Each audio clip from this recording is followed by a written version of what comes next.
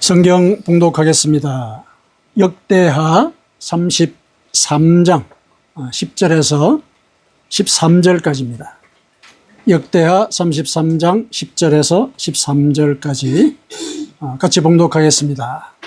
여호와께서 므낫세와 그의 백성에게 이르셨으나 그들이 듣지 아니하므로 여호와께서 아수르 왕의 군대 지휘관들이 와서 치게 하시매 그들이 므낫세를 사로잡고 쇠사슬로 결박하여 바벨론으로 끌고 간지라.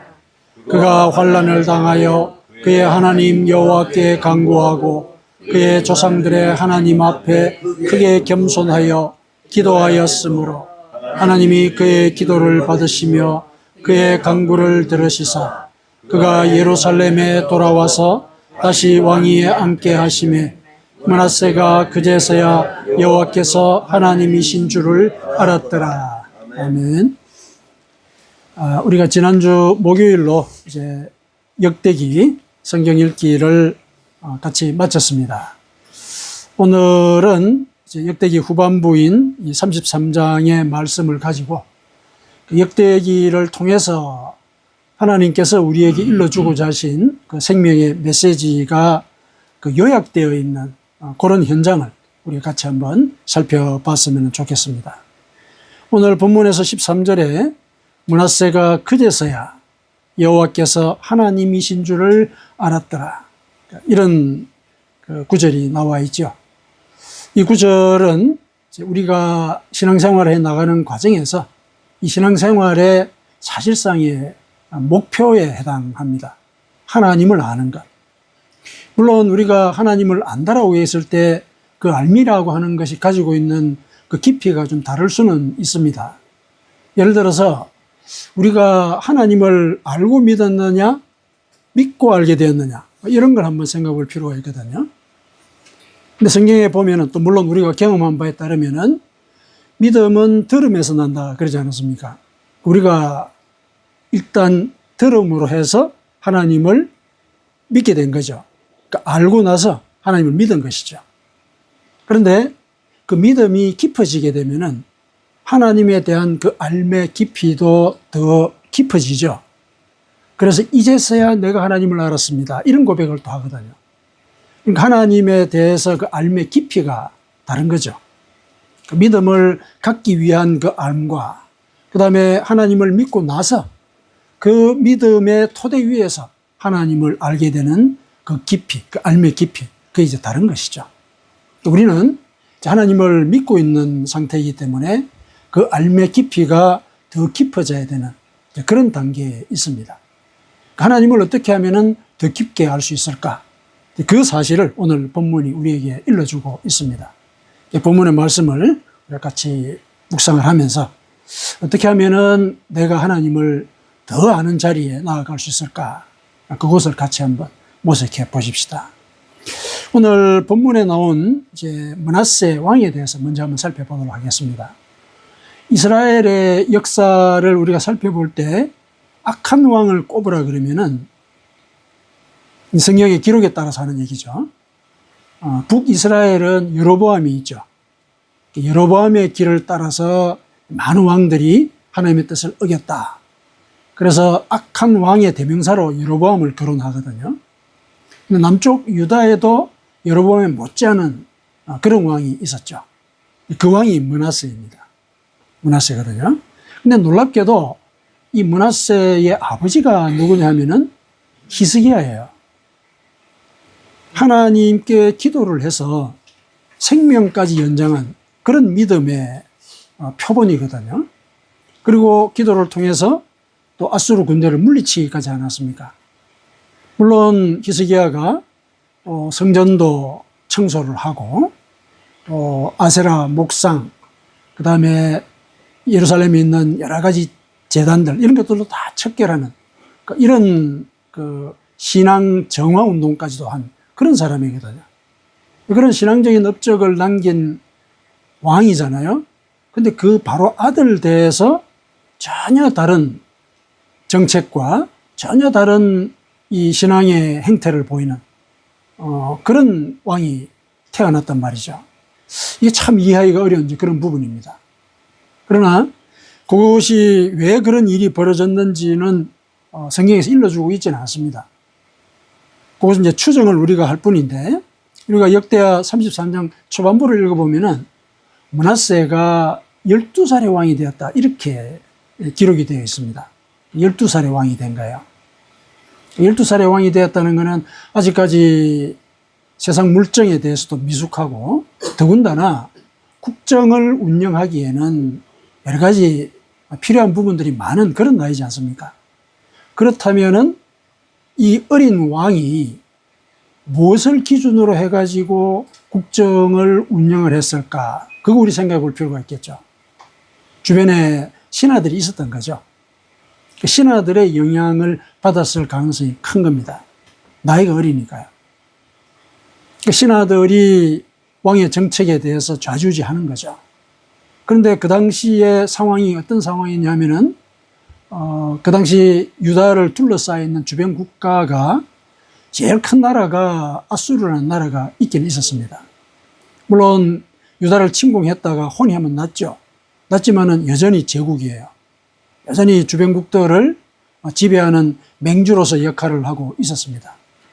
성경에서는 히스기야가 죽고 난 뒤, 혹은 또 히스기야가 만년에 아수르와 유다와의 관계가 어땠는지는 정확하게 나오지는 않습니다. 그런데 므낫세가 어린 나이에 등극을 했다가 55년을 다스렸다, 이런 기록이 있거든요. 분명히 아수르에 비해서 약소국이었고, 아수르는 마음만 먹으면 언제든지 이 유다를 침공할 수 있는 그런 위치에 있었습니다. 그런데 55년을 별일 없이 보낸 거예요. 그걸 보면은 이 므낫세 이 시절, 혹은 히스기야 후반기에는 아수르와 조약을 맺어서 사실상 그 신하 국가의 위치에 있었을 가능성이 큽니다. 그 당시에 이 강대국이라고 하는 그 존재는 왕 마음대로 하는 거거든요. 절대 군주잖아요. 자기 마음대로 평가를 하고 정책도 마음대로 하고 나라 침공하는 것도 마음대로 하는 거거든요. 그런데 유다가, 약소국인 유다가 55년을 아무 일 없이 보낸 거예요. 이거는 이 유다 자체가 그 당시에 아수르의 사실상 신하 국가였을 가능성이 있다, 이렇게 생각할 수 있는 거죠. 그러니까 조공을 바쳤다는 얘기야. 그리고 아수르의 눈치를 보면서 지냈다는 얘기죠. 그것의 대표적인 표시가 이 므낫세 왕이 다시 예루살렘 성전에 제단을 세우는 거야. 일월 성신을 섬기는, 이 해를 섬기고 달을 섬기는 그런 제단을 다시 세우고 아세라 목상을 다시 세우는 거예요. 이거는 아수르의 종교 풍습이거든요. 그걸 따라 했다는 거예요. 이거는 뭐냐면은 아수르의 영향을 받고 있다는 얘기고, 또 아수르의 영향을 받기 때문에 왕 옆에는 친아수르 계통의 신하들이 많았다는 얘기죠. 그래서 55년을 아무 일 없이 보낸 거예요. 조공을 바치면서. 그런데 오늘 보니까 놀라운 일이 한번 있죠. 신하국이라면은 왜 이렇게 침공을 했을까, 이런 생각을 하게 할 만한 일이 벌어지지 않았습니까? 여기 11절에 보니까 여호와께서 아수르 왕의 군대 지휘관들이 와서 치게 하셨다. 아수르 군대가 와서 이 므낫세를 친 거예요. 친아수르 정책을 쓰고, 또 종교도 아수르 국가의 그 종교를 따라간단 말이에요. 그런데 왜 이렇게 군대를 보내가지고 왕을 포로로 삼는 이런 일을 벌였을까? 이거는 이제 그 당시에 중동 그 시절의 맹주 국가의 그 절대 권력을 증명하는 하나의 방식이기는 했었어요.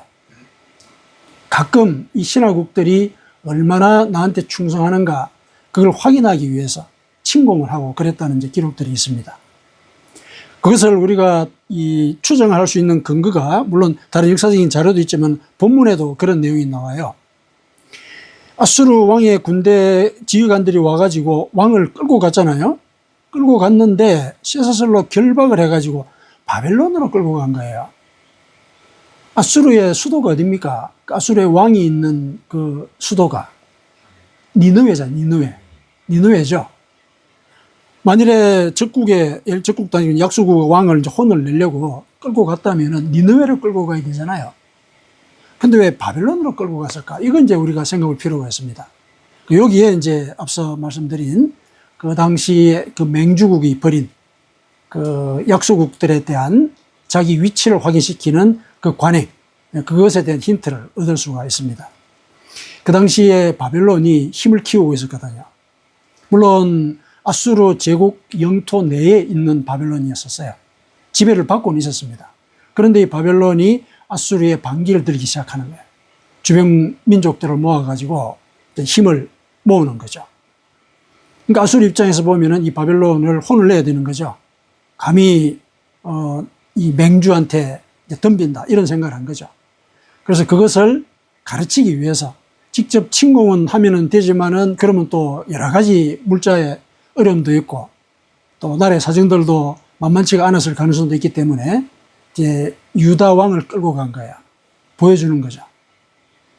너희들이 나한테 예를 들어서 겸손하게 신하로서 대하지 않으면은 이와 같은 꼴을 당할 것이다. 이거 보여준 거예요. 바벨론으로 끌고 간 이유가 그거죠. 게다가 그 왕을 아무리 포로를 하더라도 왕은 대우를 하잖아요. 근데 쇠사슬에 묶어 끌고 간 거예요.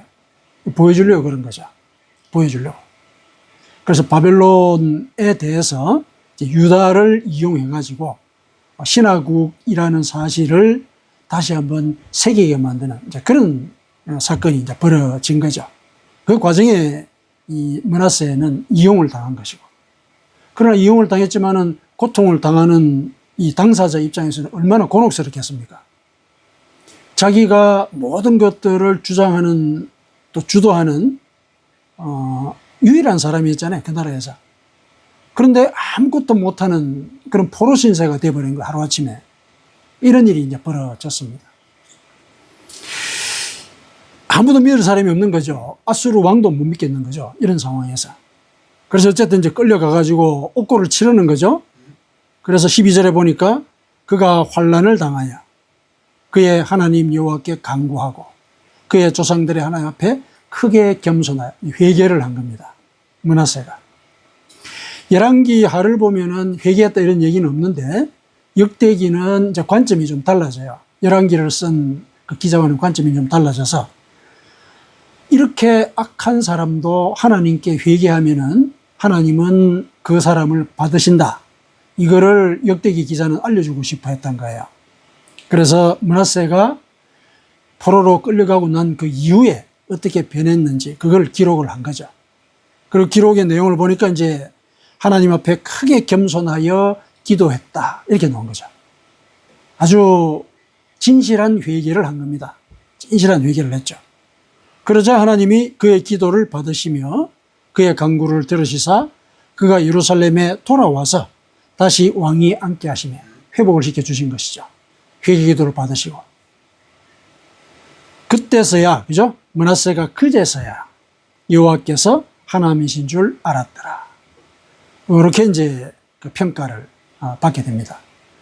이 평가 자체는 므낫세 자신의 주관적인 이런 고백이 아니고 오늘 본문 이후에 보면은 그가 본국에 돌아와가지고 대대적인 신앙개혁을 단행하죠. 아세라 목상을 다 깨뜨리고 예루살렘 성전에 있던 1월 성신을 섬기는 제단을 다 깨부수고 그러니까 신앙을 갱신하는 이런 일을 해요. 그리고 이제 아수르에게 단순히 끌려가지만 않겠다. 그래서 혹시도 이 맹주가 변심을 해가지고 침공해 올 것을 대비해가지고 위성도 쌓아요. 성도 쌓고 군대도 정비하고 이런 일을 한 거죠. 이런 모습을 보니까 포로로 잡혀가기 그 이전과는 전혀 달라진 모습인 거죠. 회개한 모습을 보인 거예요.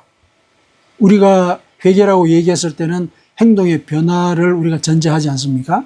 인식의 변화뿐만 아니라 삶의 변화까지 우리가 전제를 하거든요. 그런 모습을 보였단 말이죠. 그러니까 온전히 회개를 했다, 그죠?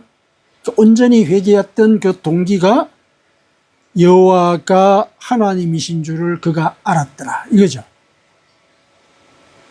그러니까 하나님을 아는 그 깊이가 예전에 왕으로서 아세라 목상을 섬기는 그 종교의 이 입장에서 볼 때 그런 신들 중에 하나, 이런 지식의 차원에서 하나님을 알고 있었다면은 자기가 포로로 끌려가가지고 환난을 당한 뒤에 깨달은 거죠. 하나님이 진실한 하나님이시다. 그 과정 속에 어떤 회심의 계기가 있었는지는 기록은 하고 있지는 않지만은 분명히 변한 거는 맞잖아요. 그렇다면 뭔가 회심의 경험을 한 거는 분명한 거죠. 이런 회심의 경험, 그것이 결국은 환난을 통해서 오게 된 거죠. 자, 이 점에서 이제 우리가 고민해야 될 것, 왜 사람은 환난을 당하지 않으면 깨닫지 못할까? 이건 이제 우리가 생각할 필요가 있죠. 성경의 모든 기록들, 거의 모든 인물들이 환난을 통해서 하나님을 알게 되잖아요. 우리도 우리 삶을 돌아봤을 때 이 사실을 인정할 수밖에 없는 그런 처지에 있습니다. 사실상. 왜 고통을 당하지 않으면 우리는 각성하지 않을까? 이런 생각을 한번 해볼 수가 있습니다. 근데 고통이라는 걸 우리가 가만히 따져보면은 내 능력을 넘어선 일이 벌어진 거잖아요. 고통이라는 게 그거죠. 그러니까 고통스러운 거죠. 고통은 내 능력의 한계가 어디인지를 알게 하는 계기인 거죠. 그래서 내가 나를 의존하는 그런 삶의 방식, 그리고 나 자신마저도 나를 기만해왔던 그런 사고방식, 이런 것들을 되돌아보게 하는 그런 계기가 고통인 거죠. 그게 환난인 거죠. 므낫세가 그런 과정을 거쳤다고 우리가 추정을 할 수가 있는 거죠. 자기가 이 왕으로서 있을 때는 모든 것들을 결정하고, 그리고 심지어 아수르 왕과도 잘 지냈단 말이죠. 55년을 큰일 없이 지냈으니까 그거는 아수르의 비호가 없었으면 불가능한 일이죠. 자, 그런 상황인데 이렇게 이제 변화를 경험을 했다는 것, 이 환란이 주는 그 정신적인 그리고 심리적인 그 의미를 이 므낫세는 깨달은 거죠. 그래서 그 과정 속에 이제 자신의 한계를 하나님 앞에 고백을 하게 된 겁니다. 그래서 오늘 우리 본문을 통해서 이제 우리가 신앙생활의 과정 속에서 함께 알아봐야 될 거는, 내가 그러면은 하나님을 믿는다고 하는데 그 믿음이 어느 정도까지 하나님을 아는 그런 수준에서 믿는 것인가? 나는 과연 하나님을 안다고 할 수 있는가? 이런 걸 우리가 한번 살펴봐야 되겠습니다. 우리가 하나님을 안다라고 얘기했을 때 여러 가지 얘기를 할 수가 있을 겁니다. 우리가 하나님을 경험하는 방식도 여러 가지로 다양하기 때문에 어떤 사람은 지각을 통해서 하나님이 영혼의 눈을 열어서 깨닫게 하는 이런 경험을 한 사람도 있을 것이고, 또 어떤 사람들은 감성적으로 하나님의 임재를 체험한 사람도 있을 것이고, 또 어떤 사람들은 의지적으로 하나님의 말씀을 막 실천하려고 하고 봉사하고 구제하는 데 열정이 막 생기고 전혀 예전과는 다른 그런 모습을 보인단 말이죠. 그런 것들이 하나님을 체험하는 그런 사례라고 볼 수가 있습니다. 사람마다 다른 거예요. 그래서 하나님을 안다라고 얘기했을 때 사람마다 적용할 수 있는 객관적인 기준이 있다라고 얘기할 수는 없습니다. 사람마다 다 다르죠. 그러나 하나님을 안다라고 했을 때 표현과 체험은 다르다 하더라도 그 공통적인 원리는 있을 거란 말이죠. 성경에서는 그 공통적인 원리가 있기 때문에 그런 여러 사례들을 보여준 거거든요. 그러니까 그런 사례들을 살펴봤을 때 뭔가 하나님을 안다는 것의 공통적인 원리, 그걸 우리가 짐작을 해볼 수가 있습니다. 그것을 우리가 짐작을 할 때 제일 먼저 예레미야 선지자의 이 말을 우리가 기억을 해볼 필요가 있습니다. 하나님을 안다는 것이 뭐냐라고 얘기했을 때 예레미야 선지자가 이런 얘기를 했어요. 예레미야가 9장 24절 이런 얘기를 합니다. 자랑하는 자는 이것으로 자랑할지니 곧 명철하여 나를 아는 것과 나 여호와는 사랑과 정의와 공의를 땅에 행하는 자인 줄을 깨닫는 것이라. 나는 이 일을 기뻐하노라. 여호와의 말씀이니라. 하나님의 말씀을 이렇게 전했죠. 하나님이 예레미야를 통해서 너희들이 나를 안다는 것은 이런 뜻이다 하고 일러준 거예요. 그러니까 하나님이 우리에게 일러주신 하나님을 아는 방법인 거죠. 이게 이제 공통 원리인 거예요. 자, 먼저 다시 살펴보십시다. 나를 아는 것과 그 다음에 깨닫는 것, 이렇게 두 개로 분리해서 얘기를 하고 있는데, 이 원문을 보면은 아는 것과 깨닫는 것이 뒤에 이어져 있어요. 그러니까 다른 얘기가 아니고 알아서 깨닫는다, 그런 뜻이에요. 알아서 깨닫는다. 그럼 뭘 알아서 깨닫느냐? 여호와는 사랑과 정의와 공의를 땅에 행하는 자다. 이거를 아는 것, 그게 하나님을 아는 것이다 하고 하나님 일러주셨단 말이죠. 그리고 이 사실을 알 때 내가 기뻐한다 이러셨거든요. 그러니까 이게 바로 나를 아는 것이라는 걸 하나님이 확인을 하신 거예요. 그럼 하나님을 안다는 것은 하나님이 사랑과 정의와 공의를 땅에 행하는 자이시다. 이거 아는 거죠. 이 사실을 느끼는 방식들은 다릅니다. 다르지만은 요 원리는 하나인 거예요. 요거를 우리가 알고 있어야 되는 것이죠. 그러면 요거를 같이 한번 살펴보십시다. 하나님이 어떤 존재인가? 하나님은 사랑을 이 땅에 행하시는 존재다는 거. 그리고 정의와 공의를 이 땅에 행하시는 존재다. 이 말이죠. 정의와 공의는 사실상 하나님의 의로움을 표시하는, 정의라는 것은 그 선과 악을 판단하는 그런 차원에서 정의라 그런다면은, 공의는 보편적인 옳음을 얘기하죠. 하나님께서 얘기하시는 그 진리, 그게 공의예요. 보편적인 옳음, 그걸 공의라고 얘기하거든요. 그러면 정의와 공의는 공의, 하나님의 의로운 속성, 그걸 일러주고 있습니다. 그러니까 하나님은 이 땅에 사랑과 의로움을 베푸시는 그런 분이시다. 그런 분으로 우리가 알고 있어야 된다는 얘기죠. 그런 분으로 알고 있는 그 알매 기반해서 우리의 신앙생활을 이어가는 것이 내가 하나님을 알고 믿는 것에 해당한다. 이렇게 정리를 하시면 되겠습니다.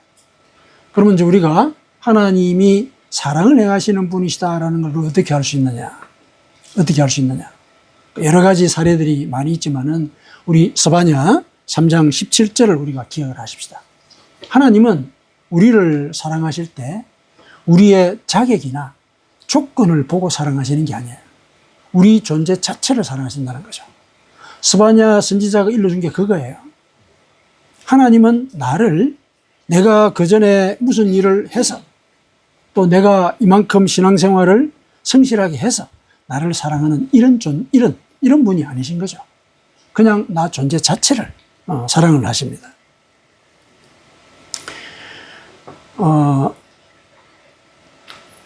자, 스바냐 그 말씀을 우리가 같이 한번 살펴보십시다. 제가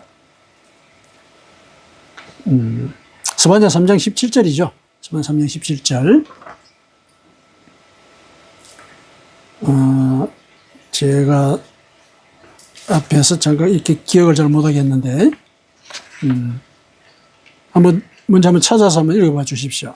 스바냐 3장 17절에 너희 하나님 여호와가 너희 가운데 계시니 그는 구원을 베푸실 전능자시라.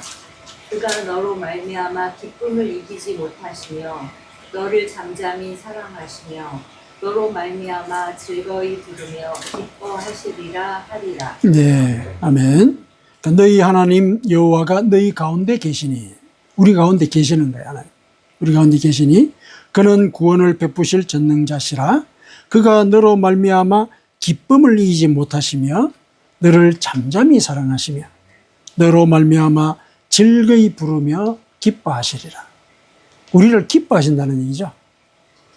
이런 이제 이 하나님의 그 사랑의 그 본질적인 모습, 자격이나 어떤 행위, 성취, 이게 전제가 되는 그런 반응이 아니란 얘기예요. 우리 존재 자체를 기뻐하신다.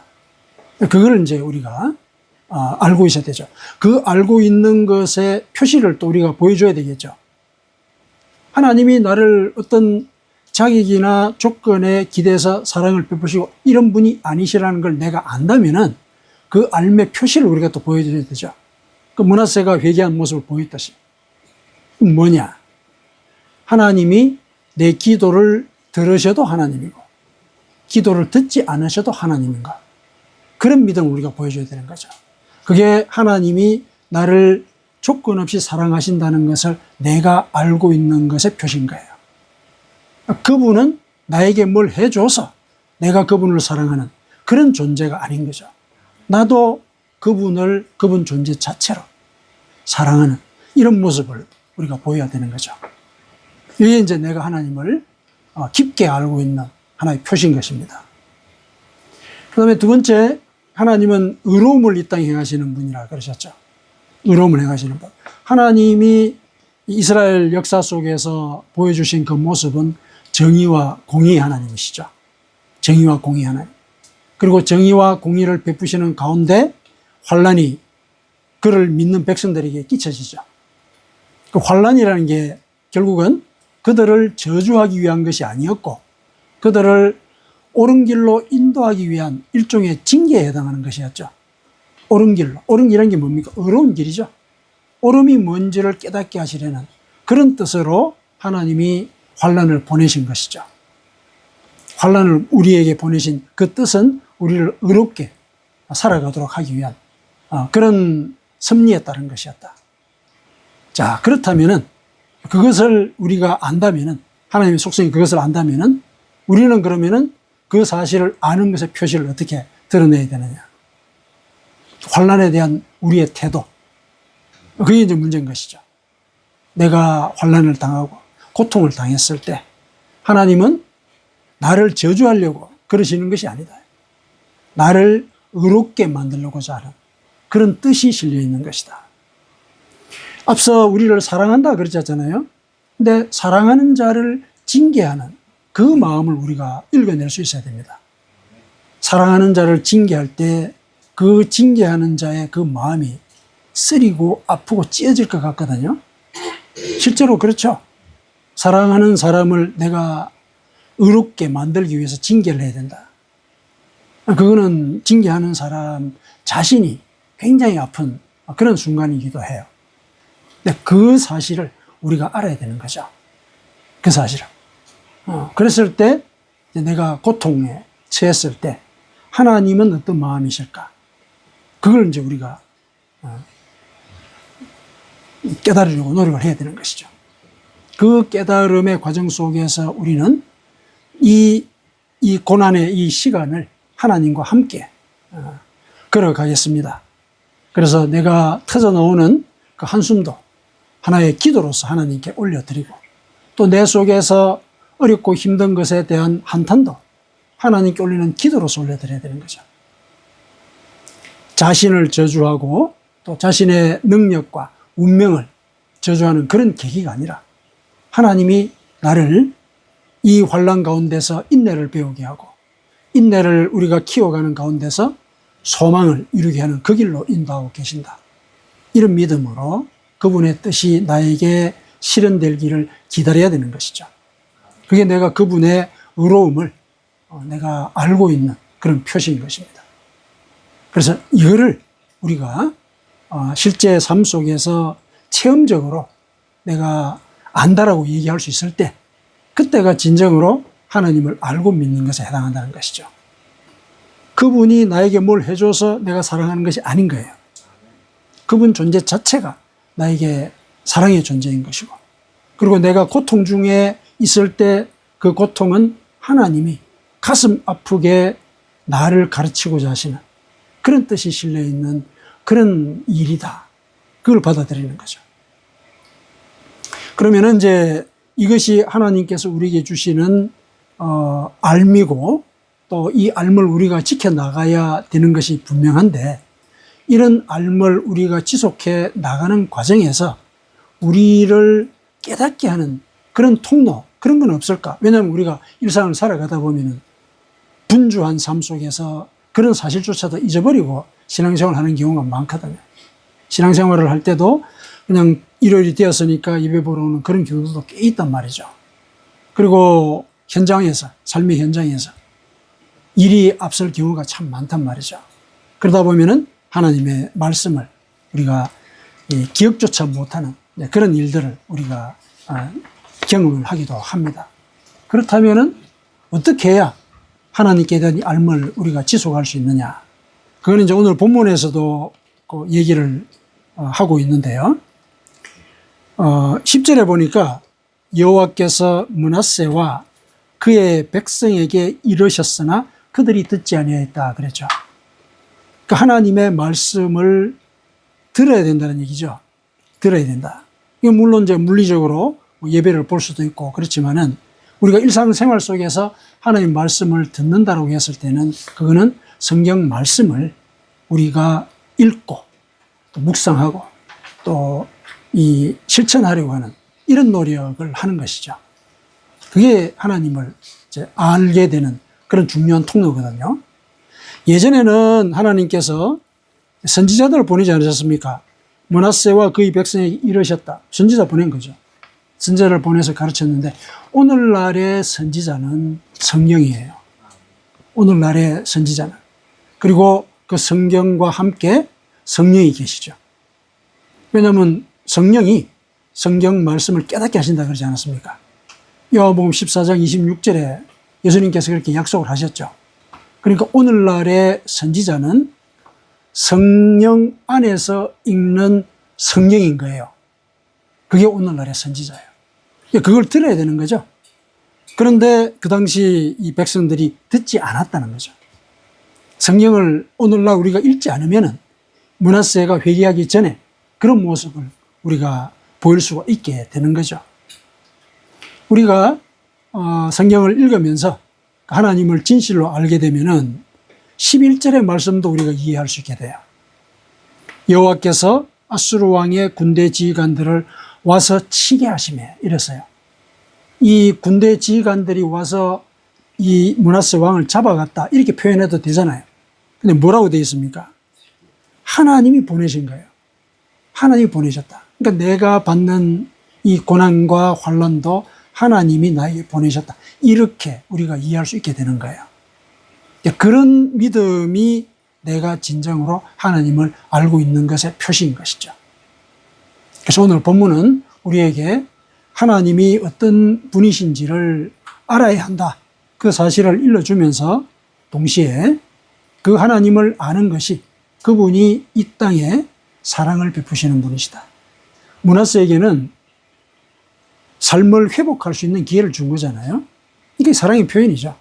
사랑의 표현이거든요. 그 전에 얼마나 나쁜 짓을 많이 했어요. 반역을 했잖아요. 그런데도 반역을 했기 때문에 그를 저주의 상태로 내버려 두지 아니하시고 회복할 수 있는 기회를 주신 것이죠.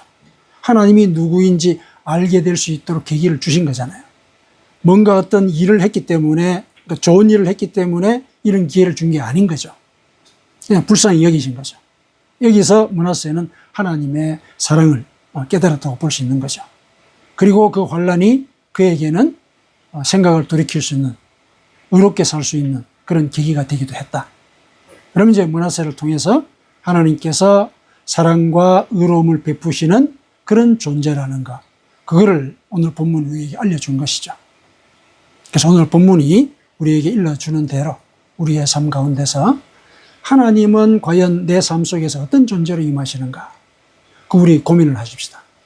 성경을 읽으면서 하나님은 과연 내가 이럴 때도 사랑하셨구나, 내가 이 어둠 속에서 눈을 감고 살 이때도 빛이 되어서 나를 인도하시고 울타리가 되어서 나를 안내하셨구나, 생명의 길로 나를 이끄셨구나, 이런 고백을 할 수 있고, 또 어려운 가운데 있을 때도 소망을 품는 것, 이것이 이제 우리가 진실로 하나님을 아는 것의 표시거든요. 그런 삶을 우리가 신앙생활의 과정 속에서 살아가도록 함께 노력하십시다. 아멘.